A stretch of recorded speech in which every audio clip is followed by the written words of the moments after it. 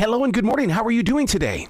Hey, good morning. I am very well. How about yourself? Absolutely fantastic. And it's such a blessing to share a conversation with you because you are changing people's lives, not just today, but I have a feeling this is going to be a generational thing that's going to happen, that's going to go long into the years well beyond us. That is what we're trying to achieve, lasting impact.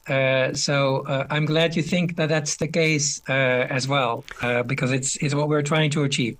One of the things that we need to do right off the start is there's got to be a website for viewers and listeners to go to so they can help you out. They can participate with everything that's taking place. And I don't want to forget to get that email address or website.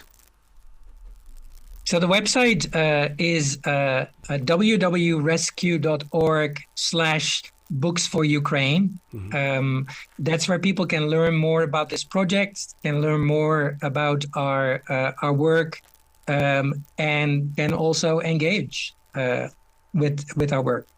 There's so much destruction, disruption, but there's also calm, and people can find that through reading, can't they?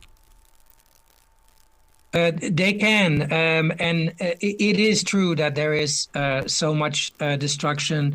2 years into this conflict, after the full-scale invasion of Russia, we now see more than 14 million people in need of humanitarian assistance. There are 3 million children that are in need of humanitarian assistance. 10 million Ukrainians had to flee their homes because of the violence and are now living in neighboring countries.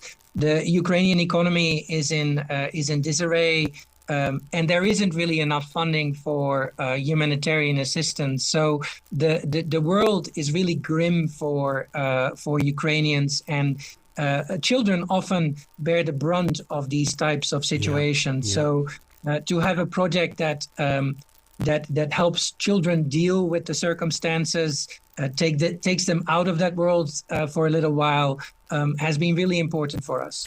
You know, when you talk about humanitarianism, one of the things, we always think of the food and the clothing and the water, but we don't ever think about the books. You've got to be able to have a place where they can learn communication and where they can learn lessons in life. That is so true. I mean, 40% of the schools in Ukraine are destroyed. 1 out of 2 Ukrainian school children is not going to school right now. And that is the same for the 1.3 million children that lives outside of the Ukraine. And so their access to education, their access to books in their own language has been so limited. And that's where this project really makes a difference.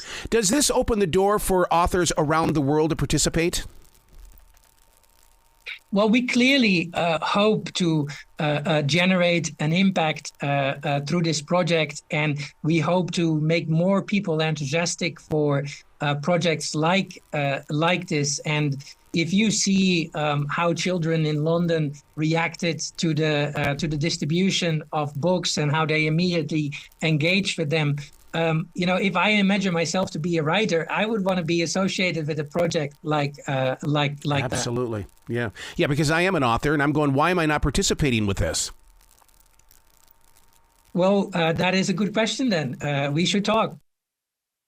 I wish you could see our neighborhood. For 2 years, sir, we have flags in support of Ukraine. And there's so many reasons why. One of them, Joe Lindsley is still over in Ukraine right now as a journalist and refuses to come back. He's over there to help the people of Ukraine. And then we have Ukrainian families here, and we are all united. And so to be blessed with this opportunity to talk with you, I can't wait to sit down and share it with them. Yeah, no, I think that's a wonderful idea. There are at the moment more than 176,000 Ukrainians in the United States that came through the United for Ukraine program that are being hosted by sponsors and by the families that you were just describing. And we imagine that a lot of these families would also really benefit from, projects like this. Would benefit from more volunteering support, really from any effort that can help them integrate in their new environment. The IRC has 29 offices in the United States. We work a lot with volunteers and with local communities to welcome Ukrainians and other people that have come here fleeing violence. So I think you made a very important point there. Yeah. You speak of the book distribution. Does that also include apps where the children and adults can download books? Because I'm one of those Kindle people. I like it on, in a book form, but I also like it on the Kindle.